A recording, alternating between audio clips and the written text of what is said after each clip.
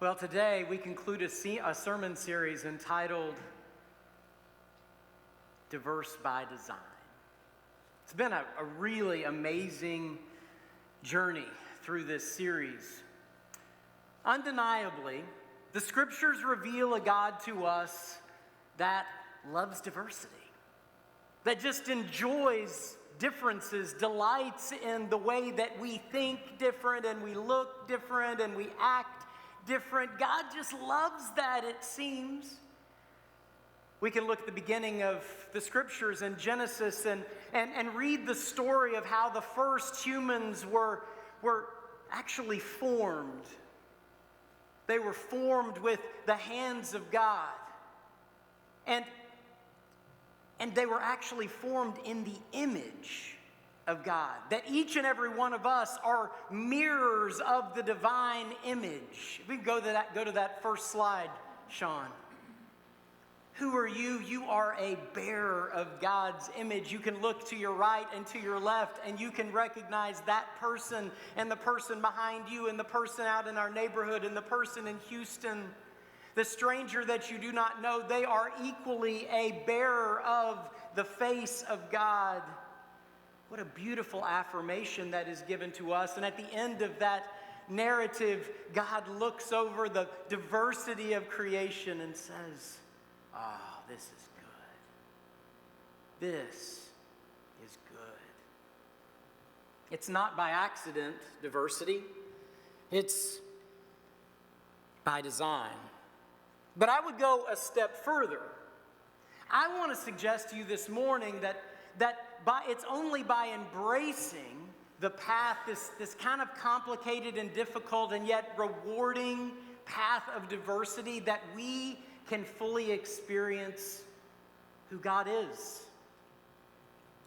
When we walk into that difficult path of trying to figure out how to do it when we're all different, or a lot of us are different, when we do that work, when we walk that path the way that Jesus taught us, modeled for us, then, only then do we really start to get a sense of the beauty and the diversity of the God that created us. And that's why we celebrate diversity here at Kingwood Christian Church. It might be the road less traveled, but it's undeniably the road that Jesus walked and the road that Jesus calls us to.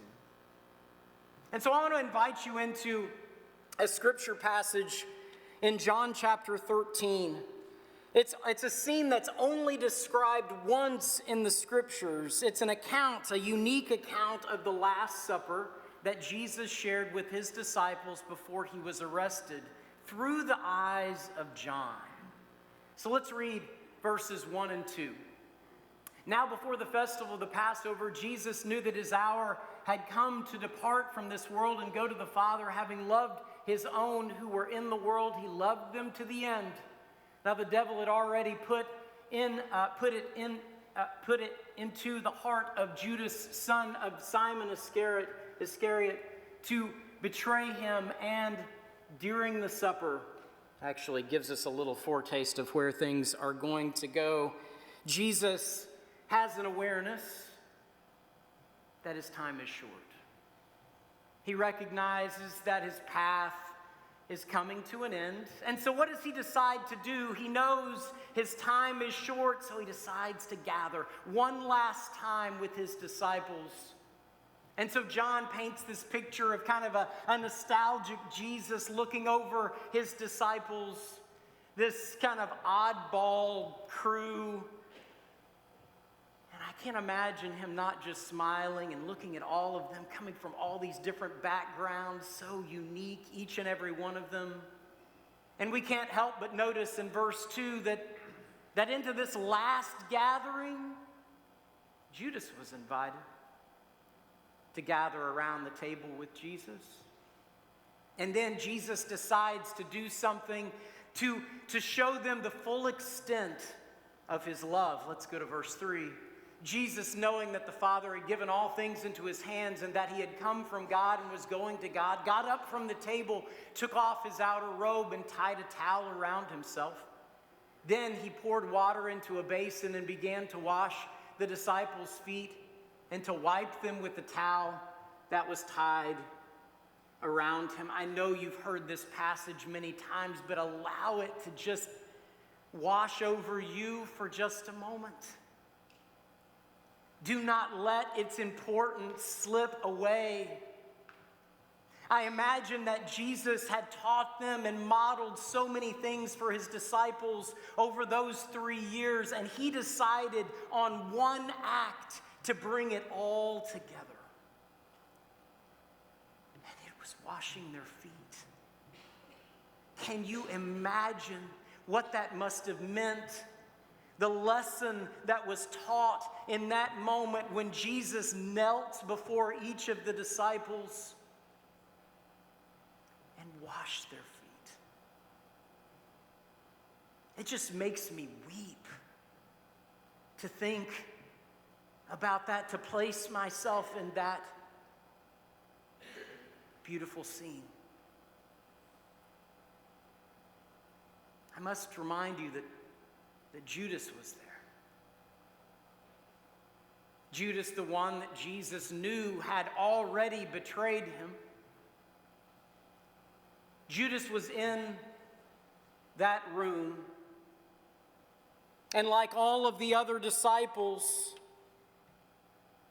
Jesus gave him the same gift.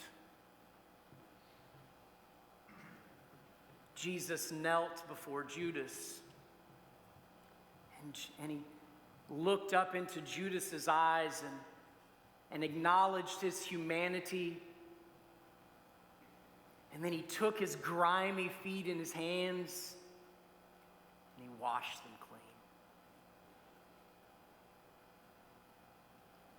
Knowing exactly what Judas had done and where all this was going,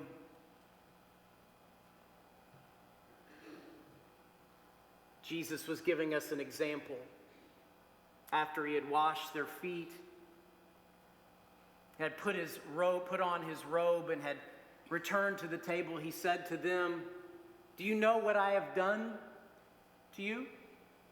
You call me teacher and Lord, and you are right, for that is what I am. So if I, your Lord and teacher, have washed your feet, you also ought to wash one another's feet. For I have set you an example, that you also should do as I have done to you. I have set you an example that you should do for one another as I have done for you." Jesus' action speaks something so very important to us. It's very, very simple.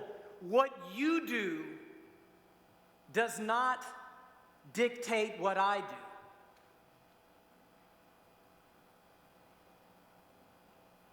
Jesus offers this example of wisdom and maturity and self-differentiation. Jesus knows who he is. He knows what his mission is.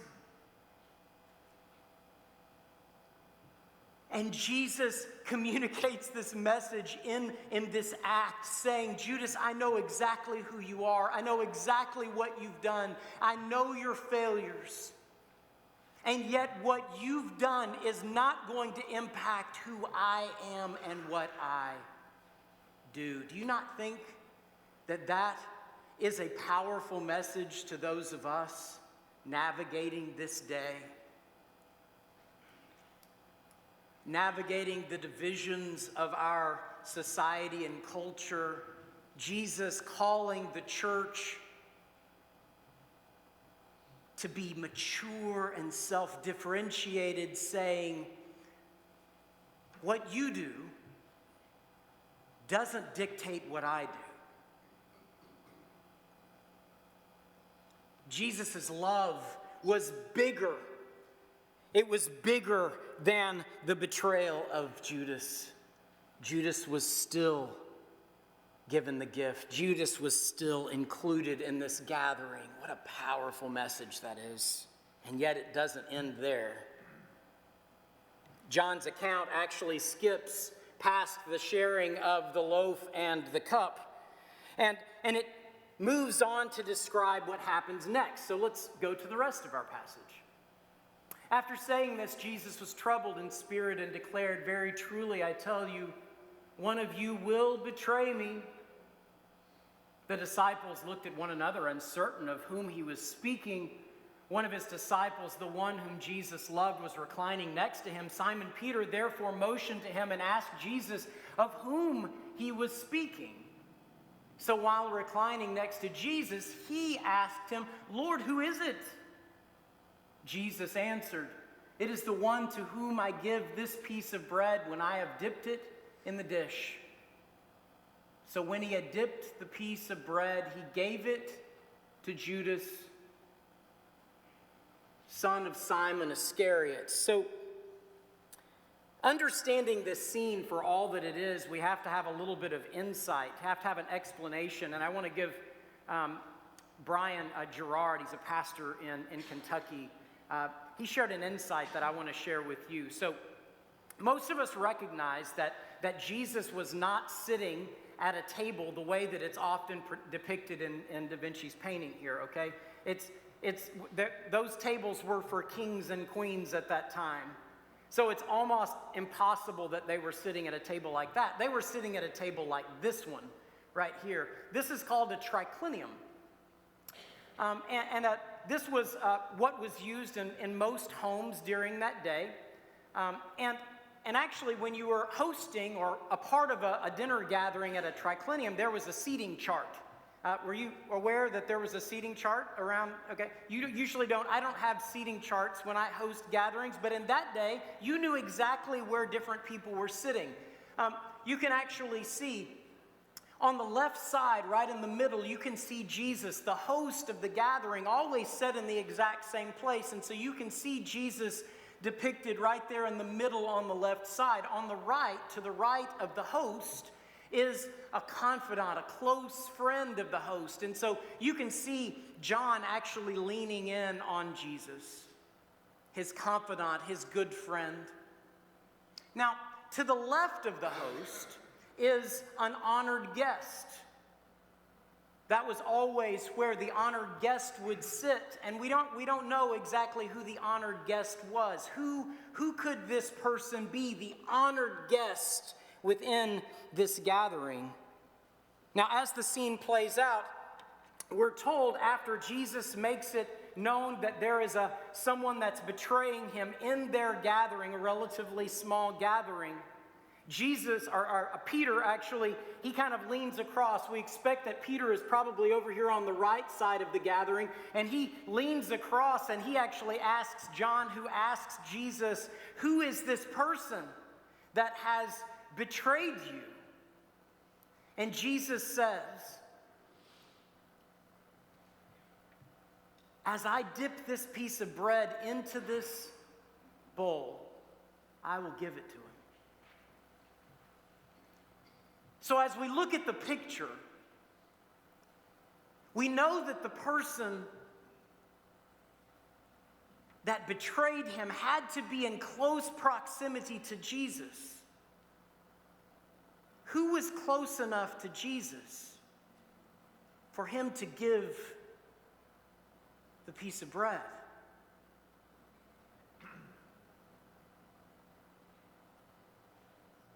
Most scholars believe that the honored guest in Jesus' last gathering was Judas.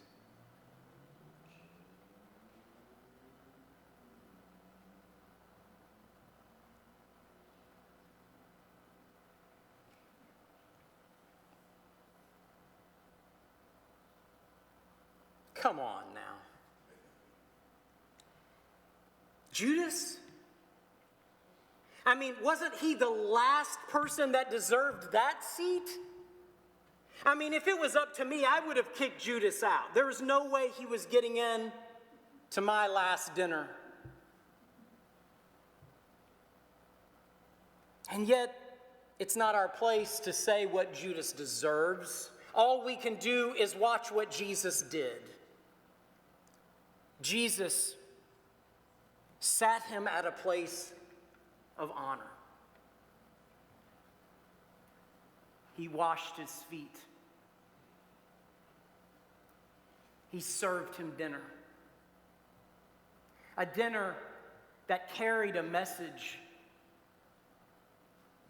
A message that said, my love transcends your faults and failures. Anything that would divide us is covered over by the love that I have. And I will do anything necessary for you to understand that and take your place at my table.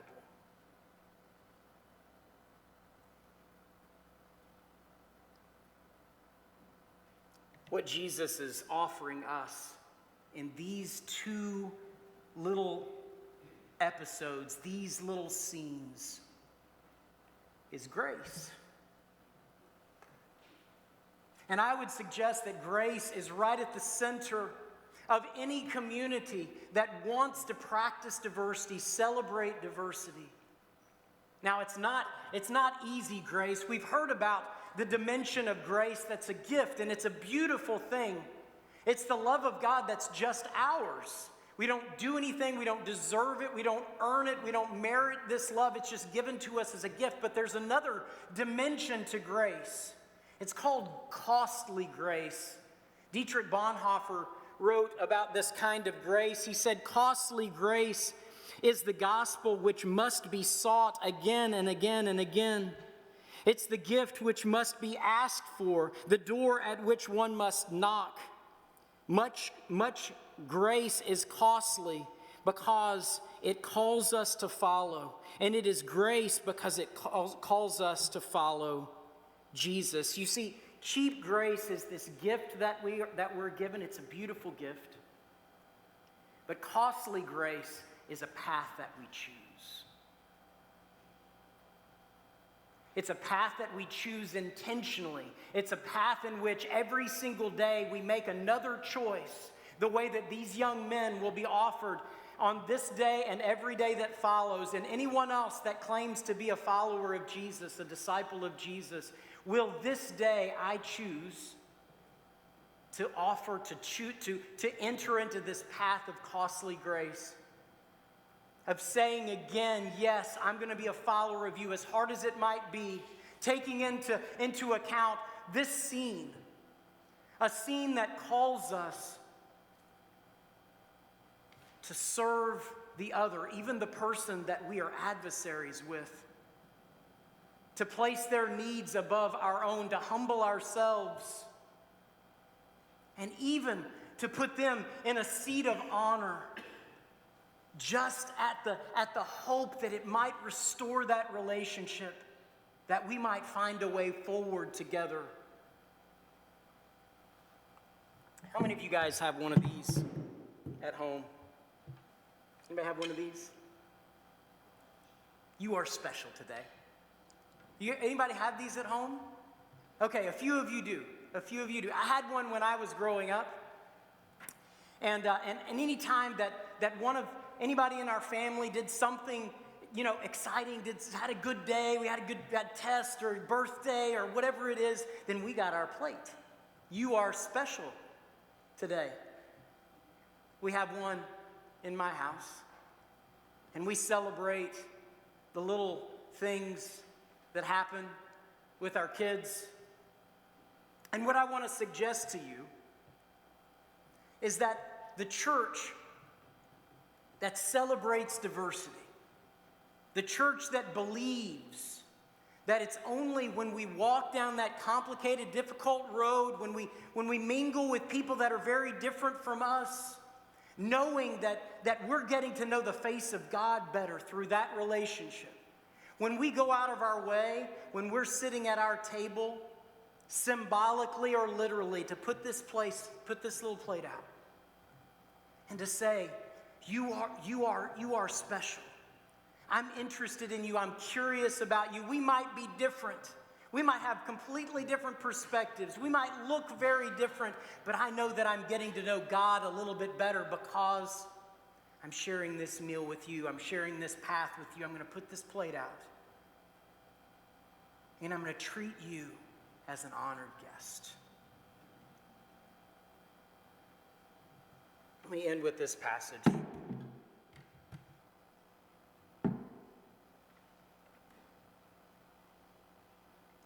Do not repay evil for evil, insult with insult.